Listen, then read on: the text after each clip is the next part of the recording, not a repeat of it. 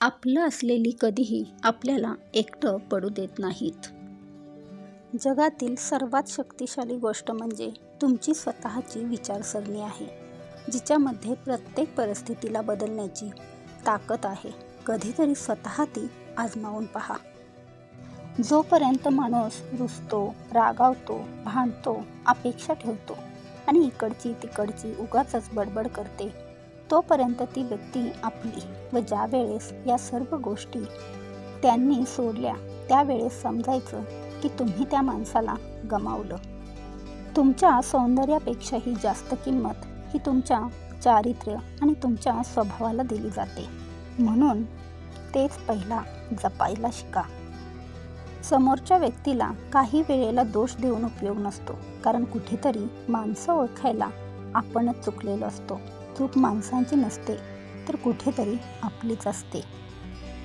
जगायचं राहून गेलं याचे दुःख करत बसण्यापेक्षा इथून पुढे मनाप्रमाणे जगायचं हा विश्वास खूप महत्त्वाचा असतो. यश सोपे असते, कारण ते कुणाच्या तरी तुलनेत असते, पण समाधान हे खूप कठीण असते, कारण ते मिळवायला माणसाला स्वतःच्या मनाचीच परवानगी लागते.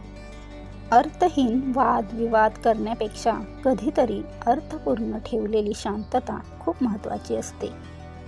प्रयत्न करणे कधी सोडू नका. सफल झाला तर घरातले खुश होतील आणि असफल झालात तर तुमचे शेजारी पाजारी खुश होतील. फसवणाऱ्या लोकांची पण एक खासियत असते, ती म्हणजे ते समोरच्या व्यक्तीला खूप गोड बोलत असतात. सुंदरता ही माणसाच्या बोलण्यात, वागण्यात आणि विचारात असते, पण काही लोक सुंदरता ही फक्त कपड्यात आणि दिसण्यातच शोधत असतात.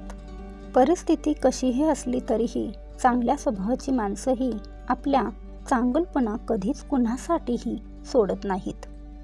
मनापासून एखाद्याशी केलेली मनमोकळी हितगुज ही मनातील दुःखांचा बराचसा भार हलका करून टाकते.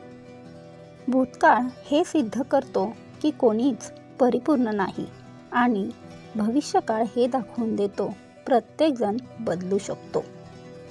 चुकीच्या व्यक्तीजवळ जर आपण आपल्या भावना व्यक्त केल्या तर सहानुभूती सोडाच, पण आपल्या भावनांचीही थट्टा केली जाते. सुविचार कसे वाटले हे मला कमेंटमध्ये नक्की सांगा, आणि सुविचार आवडल्यास चॅनेलला लाईक आणि सबस्क्राईब करायला विसरू नका. धन्यवाद.